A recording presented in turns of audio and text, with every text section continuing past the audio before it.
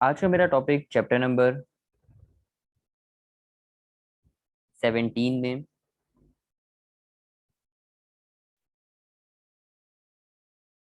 Einstein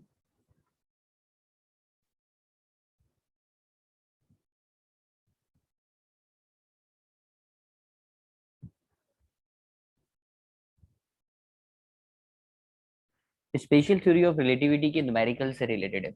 जो topic आप लोगों ने पढ़ा कि चार तरह की चीजें पढ़ी थी, वो चारों फॉर्मूले मैं आपको रिकॉल करूंगा ताकि मैं इसके न्यूमेरिकल्स आपको स्टार्ट करा सकूं। पहले नंबर पे जो चीज आप लोगों ने पढ़ी थी, जिस चीज का फॉर्मूला पढ़ा था, वो था मेरे पास टाइम डायलेशन का। तो फर्स्ट नंबर पे मैं आपको लिख के दिखा देता हूँ बेटा।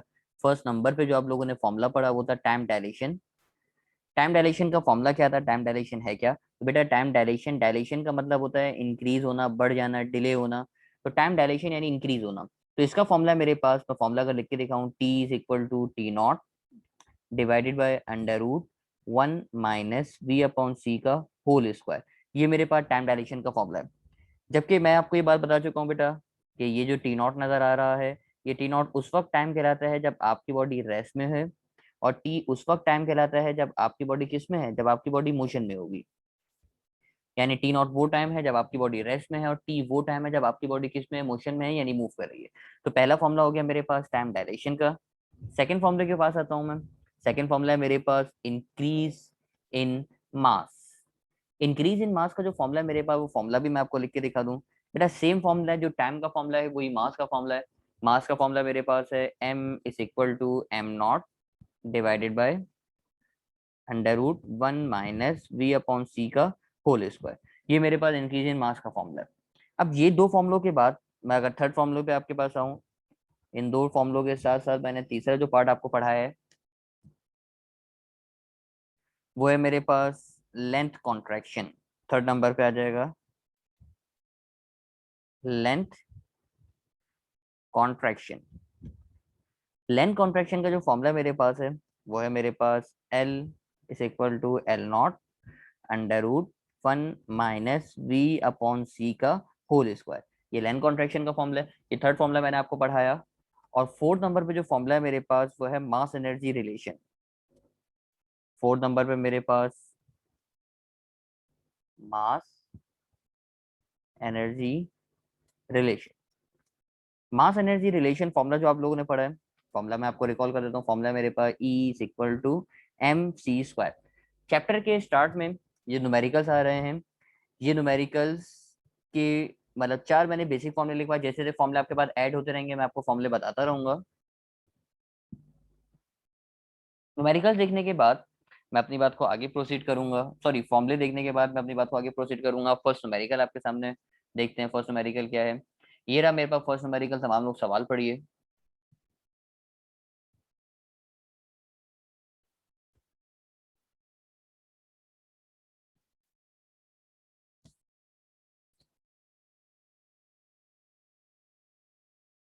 सवाल में आपसे कह रहा है, in the inertial frame of reference the time period is measured to be 3 second. आपने बेटा इनर्शियल फ्रेम ऑफ रेफरेंस में एक टाइम पीरियड मेजर किया है, मतलब एक टाइम आपको गिवन कर रहा है। मैंने डाटा की हेडिंग लगाई। जो टाइम मुझे गिवन कर रहा था, मैंने इसको लिख लिया बेटा टी नॉट से। यानी ये आपको इनर्शियल फ्रेम ऑफ रेफरेंस यानी रेस्ट का टाइम दे रहा था, जब आपकी बॉडी रेस्ट में उस वक्त का टाइम दे रहा था, तो मैंने उसको मेंशन कर दिया। मेरे पास 3 सेकेंड टी नॉट मिल गया। आगे पढ़ो, उसने क्या कहा, what will be the period यानी time period of the pendulum for an observer moving at a speed of 0.95 C. बेटा ये 0.95 सी आपको क्या चीज गिवन कर रहा है? आप उससे पहले अल्फाज पढ़ो। अल्फाज क्या लिखे हुए? अल्फाज लिखे हुए स्पीड। तो बेटा स्पीड का जो सिंबल है, इस स्पीड के सिंबल को आप लिखते हो वी से। और ये वी किसके बराबर दे रहा है आपको? सर ये वी बराबर दे रहा है 0.95 सी। तो मैंने डाटा में लिखा v = 0.95 सी। उसने वेलोसिटी की वैल्यू नहीं दी आपको, बल्कि उसने आपको क्या कहा, अब ये वेलोसिटी जो दे रहा था आपको, वो दे रहा था 0.95 टाइम्स ऑफ सी। वेलोसिटी की वैल्यू नहीं दे रहा, बल्कि वो स्पीड ऑफ लाइट की टर्म में दे रहा है। इस तरीके से लिखा हुआ है, v = 0.95 टाइम्स ऑफ सी। बेटा ये सी जो नजर आ रहा है, सी को अगर आप लेफ्ट पे लाके डिवाइड करोगे, तो बन जाएगा v/c = 0.95। ऐसा करने का फायदा क्या होगा? फायदा मैं आपको बताऊंगा थोड़ी देर बाद। पहले इसको करके देखते हैं। मैंने वी सी को नीचे लेकर आया वी के पास, तो ये बन जाएगा मेरे पास, मैंने एरो लगा के लिखा v upon C is equal to 0.95। अच्छा, वो आपसे मांग क्या रहा था? वो आपसे बोल रहा था what will be the period of the pendulum. मतलब पीरियड ऑफ द पेंडुलम का मतलब टाइम पीरियड बता दो उस वक्त जब आपकी बॉडी क्या कर रही है, मूव कर रही है। यानी वो टाइम आपसे मांग रहा है, यानी टाइम तो मांग रहा है टाइम पीरियड, लेकिन उस वक्त टाइम पीरियड मांग रहा है जब वो बॉडी क्या कर रही है, मूव कर रही है। और मूव करने वक्त का जो टाइम होता है बेटा, उस टाइम को आप किससे लिखते हो? आप उस टाइम को लिखते हो टी से। नहीं यकीन आता तो पीछे फॉर्मूले में देख लो। फॉर्मूला मैंने आपको पढ़ाया कि भाई वो टाइम जो मोशन में होता है, जिस वक्त बॉडी मूव कर रही होती है, तो उस टाइम को आप लिखते हो बेटा टी से। तो मैं वापसी इधर आया, यानी आपको वो टाइम निकाल के दिखाना है जब बॉडी मूव कर रही थी, यानी T is equal to question mark. अब ये टाइम निकालने का फॉर्मूला क्या है मेरे पास? मैंने सॉल्यूशन की हेडिंग लगाई, टाइम का फॉर्मूला लिखा। बेटा टाइम का फॉर्मूला नजर आ रहा है मुझे, T is equal to T not divided by under root 1 - v/c का होल स्क्वायर। ये फॉर्मूला मुझे दिख रहा है। इस फॉर्मूले में अब आप देखो, मुझे वैल्यूज जो नजर आ रही है मैं उस वैल्यूज को रखूं। अब आप वैल्यूज को चेक कर लीजिए बेटा, वैल्यूज आपको कौन कौन सी दे रहा है। आपको ये टी नॉट की वैल्यू दे रहा है, टी नॉट की वैल्यू मिल रही है सर 3 सेकंड, यस सर। मुझे वी अपॉन सी की वैल्यू दे रहा है, वी अपॉन सी की वैल्यू दे रहा है 0.95। अब मैंने बीच में यहाँ पे लाइन लगाई, मैं वैल्यूज को पुट करूंगा। जो ऊपर टी नॉट नजर आ रहा है इस टी नॉट की जगह पे आ जाएगा 3, जबकि जो वी अपॉन सी नजर आ रहा है, आप इस पूरे के पूरे वी अपॉन सी जो नजर आ रहा है, इस वी अपॉन सी की जगह पे बेटा आप रख दोगे 0.95। मैंने इसको यहाँ पे पुट किया, टाइम का फॉर्मूला लगाया बेटा, ऊपर टी नॉट यानी ये 3 आ गया, जो ऊपर टी नॉट था उस टी नॉट की जगह पे 3 आ गया, और नीचे जो लिखा हुआ था वी अपॉन सी, तो वी अपॉन सी की जगह पे कौन आ गया, वी अपॉन सी की जगह पे आ गया 0.95। बेटा अब ये 0.95 नजर आ रहा है, अब आप इसका स्क्वायर करोगे। 0.95 का स्क्वायर तो कीजिए जरा। अब कैलकुलेटर का कमाल है बेटा, फिजिक्स खत्म हो गई, अब आपसे मैथ सॉल्व कर रहे हो। मैथ सॉल्व करोगे, 0.95 का स्क्वायर आप करोगे अगर, तो 0.95 का स्क्वायर अगर आप करोगे, करके चेक कर लो, 0.95 का स्क्वायर आएगा 0.9025। आपने ये पुट कर दिया। पुट करने के बाद बेटा रूट के अंदर जो आपको नजर आ रहा है, 1 में से 0.9025 को माइनस कीजिए, कैलकुलेटर निकालिए, 1 में से 0.9025 को माइनस कीजिए। तो जैसे ही आप इसको माइनस करोगे आपके पास जवाब आ जाएगा 0.0975। आप बोलेंगे यस सर बिल्कुल यही आ रहा है 0.0975। अब इसका रूट ले लीजिए बेटा, ये जो नंबर नजर आ रहा है ना, कैलकुलेटर में लिखिए अंडर रूट 0.0975, जरा इसका रूट तो निकालिए।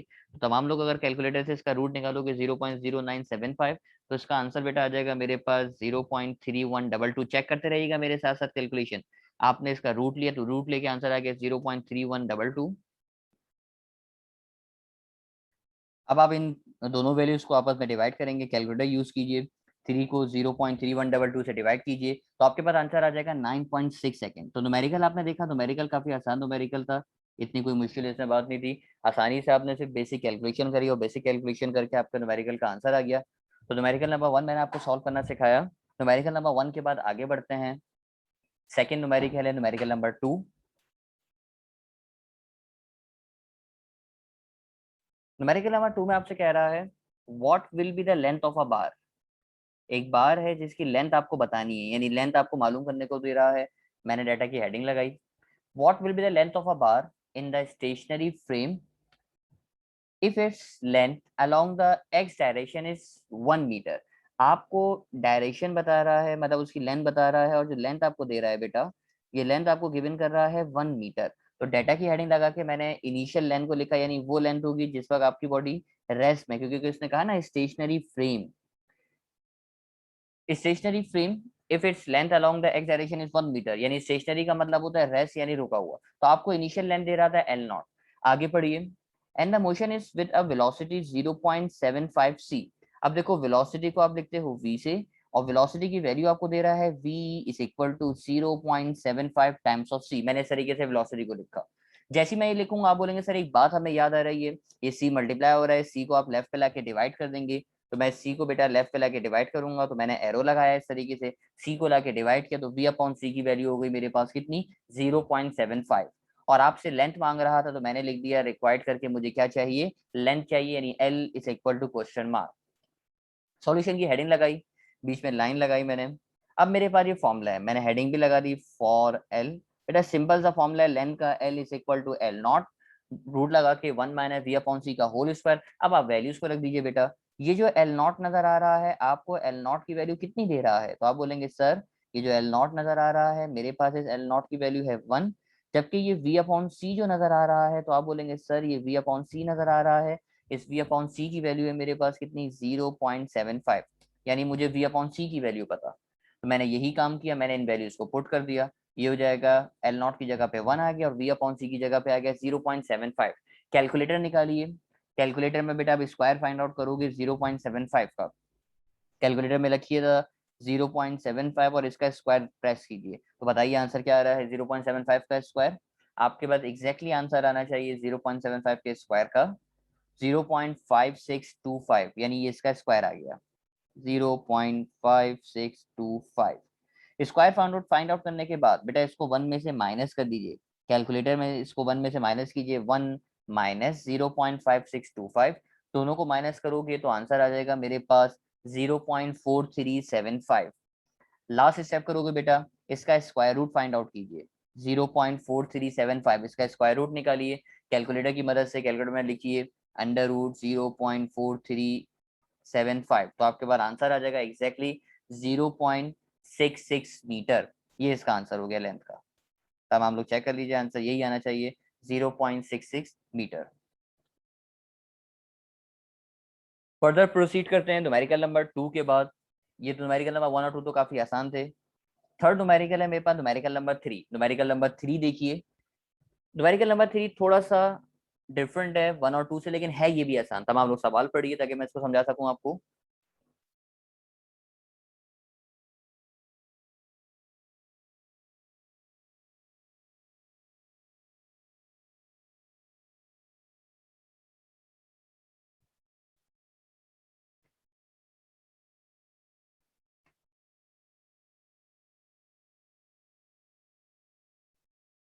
ओके, सवाल पढ़ के शायद आपको बातें समझ में ना आए, सवाल आपके लिए मुश्किल होगा। मैं सवाल में से मेन मेन बातें आपके लिए हाईलाइट कर रहा हूँ ताकि सवाल को आप इतना डेप्थ में पढ़ो नहीं और आप उसका डाटा उसका एक्सट्रैक्ट कर लो। देखो एक लेंथ आपको दे रहा है 50 मीटर, मैं इसको लिख देता हूँ, मेंशन कर दूंगा। ये रहा, एक लेंथ दे रहा है मुझे 50 मीटर, एक लेंथ दे रहा है मुझे 40 मीटर, दो लेंथ मुझे दे रहा है। और आपसे बोल रहा है find the speed of the trawler. Speed of trawler बतानी है, ट्रॉलर की स्पीड का मतलब वी निकाल के दिखा दो। अब देखो दो लेंथ आपको बतानी है, दो लेंथ आपको दी हुई, एक 50 मीटर दे रहा है 40 मीटर दे रहा है। आप लोगों ने जो फॉर्मूला पढ़ा है वो फॉर्मूला पढ़ा है लेंथ कॉन्ट्रैक्शन का। बेटा आप लोगों ने जो फॉर्मूला पढ़ा है वो पढ़ा है लेंथ कॉन्ट्रैक्शन का, और लेंथ कॉन्ट्रैक्शन का फॉर्मूला पढ़ा है L is equal to L nought under root 1 minus V upon C का होल स्क्वायर। बेटा कॉन्ट्रैक्ट का मतलब क्या होता है? कॉन्ट्रैक्ट, कॉन्ट्रैक्शन का लफ्ज आया है कॉन्ट्रैक्ट से, और कॉन्ट्रैक्ट का मतलब होता है रिड्यूस होना, कम होना। भाई कॉन्ट्रैक्ट का मतलब यही होगा ना, कॉन्ट्रैक्ट का मतलब होता है कम होना। कम होने का मतलब क्या है कि पहले वाली जो लेंथ है वो ज्यादा होगी, जो बाद में लेंथ हो गई वो क्या हो गई, कम हो गई। आप बोलेंगे यस सर, पहले वाली लेंथ ज्यादा होगी, बाद वाली लेंथ क्या हो जाएगी, कम, क्योंकि लेंथ कॉन्ट्रैक्ट हो रही है, रिड्यूस हो रही है। तो पहले वाली लेंथ को मैं बोलूंगा एल नॉट, बाद वाली लेंथ को मैं बोलूंगा एल। यानी जो ज्यादा वाली लेंथ होगी वो एल नॉट कहलाएगी क्योंकि वो इनिशियल है, और बाद वाली जो लेंथ होगी क्योंकि कॉन्ट्रैक्ट हो रही है बाद में कम हो गई, तो बाद वाली लेंथ को बेटा मैंने किससे लिख दिया, बाद वाली लेंथ को मैंने लिख दिया एल से। अब आप ये जो दो वैल्यूज दे रहा था, एक दे रहा था 40 मीटर, एक दे रहा था 50 मीटर, तो ज्यादा वाली वैल्यू कौन सी होगी, कम वाली वैल्यू कौन सी होगी, आप पहचान सकते हो। आप बोलेंगे सर अब तो कोई मसला ही नहीं रहा, आपने खुद बता दिया ज्यादा वाली वैल्यू एल नॉट होगी, कम वाली वैल्यू एल होगी। तो ज्यादा वाली एल नॉट का मतलब ये है, यानी जो 50 मीटर दे रहा है ये वैल्यू हो जाएगी मेरे पास किसकी, ये वैल्यू हो जाएगी मेरे पास एल नॉट की। और जो कम वाली वैल्यू दे रहा है बेटा, वो कम वाली वैल्यू हो जाएगी मेरे पास एल की, यानी L is equal to 40 metre. तो ये बात मैं आपको समझा रहा था। क्या बात बताई मैंने आपको, इस बात को दोबारा से देख लो। भाई उसने कहा लेंथ कॉन्ट्रैक्ट हो रही है, लेंथ कम हो रही है, तो लेंथ कम होने का मतलब ये है, लेंथ रिड्यूस हो रही है ना, कॉन्ट्रैक्ट मतलब कम हो रही है। कम होने का मतलब ये कि पहले वाली ज्यादा है बाद वाली कम, और पहले वाली को आप बोलते हो एल नॉट और बाद वाली को बोलते हो बेटा आप एल। तो जो ज्यादा है वो एल नॉट है, तो ज्यादा वाली वैल्यू क्योंकि 50 है तो एल नॉट को आपने 50 बोल दिया, और कम वाली एल है तो एल को आपने क्या बोल दिया, 40 बोल दिया। इस बात को मैंने डाटा में लिखा, डाटा में लिखा सर एल नॉट की वैल्यू मिल गई 50 मीटर, एल की वैल्यू मिल गई मुझे 40 मीटर, और आपसे बोल रहा है क्या निकाल के दिखा दो, स्पीड यानी वेलोसिटी निकाल के दिखा दो। सवाल तो मुझे समझ में आ गया, मैंने सवाल में सॉल्यूशन की हेडिंग भी लगाई। अब कुछ भी नहीं है, बेसिक मैथ्स है और इस सवाल को आप सॉल्व करोगे। तो मैं आपके सामने सवाल को सॉल्व करता हूँ। ये बात मैं इरेज कर देता हूँ क्योंकि ये बात तो अब आपको याद रखनी है कि ज्यादा वाली L नॉट है और कम वाली आपके पास L कहलाएगी। मैंने बीच में पहले फॉर्मूला लगाया बेटा, फॉर्मूला मेरे पास नजर आ रहा है L is equal to L nought under root 1 minus V upon C का होल स्क्वायर। अब इसमें से मुझे किसी चीज की वैल्यू पता है, मुझे इस बात को जरा हाईलाइट तो कीजिएगा। सर मुझे L की वैल्यू पता है, मुझे L नॉट की वैल्यू पता है, मुझे दोनों की वैल्यूज नजर आ रही है, मुझे L की वैल्यू भी नजर आ रही है, मुझे L नॉट की वैल्यू भी नजर आ रही है। मैंने बीच में लाइन लगाई और दोनों की वैल्यूज को मैंने पुट कर दिया इस तरीके से।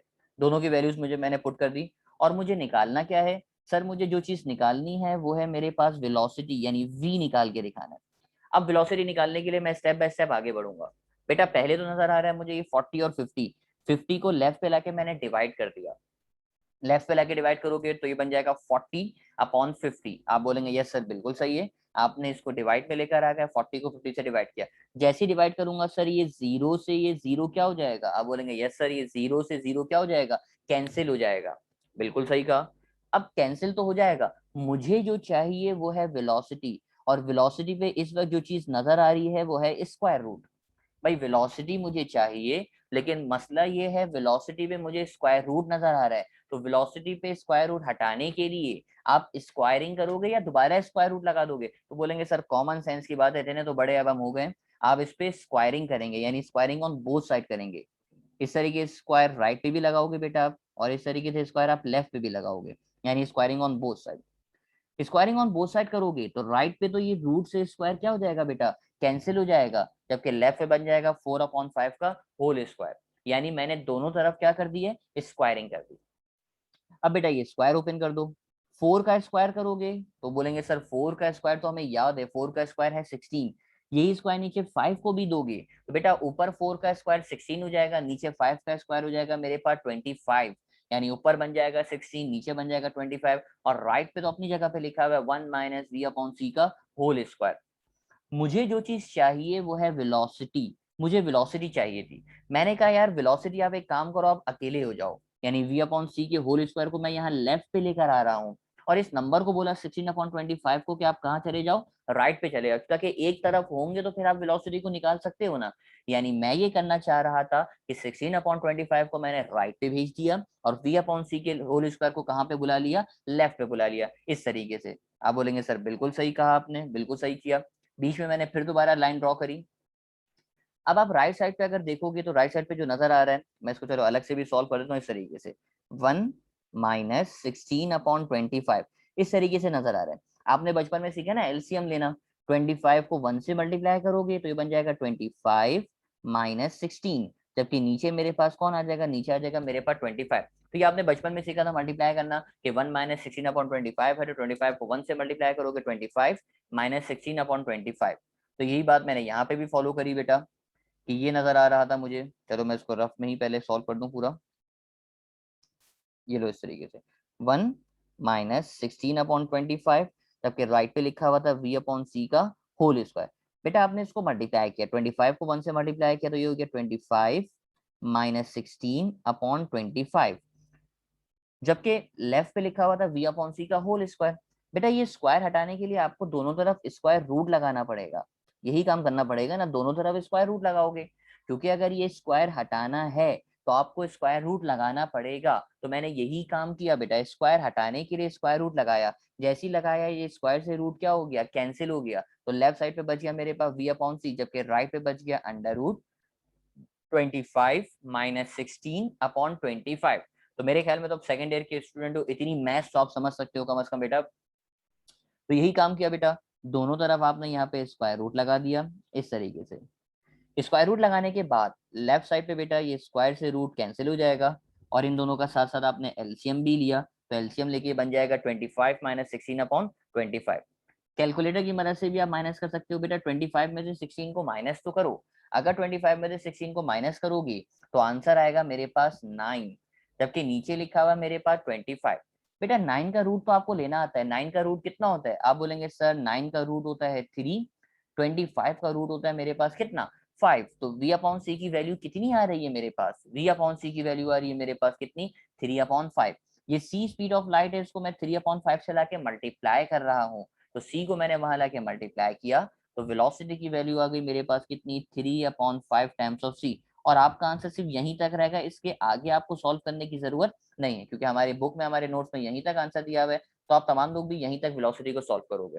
तो कैलकुलेशन आपने देखी, बिल्कुल बेसिक सी कैलकुलेशन थी, कोई इसमें ऐसी मुश्किल बात नहीं थी जो आपको प्रॉब्लम करे या आपको समझ में ना आए, बड़े आराम से आप ये कैलकुलेशन कर सकते हो।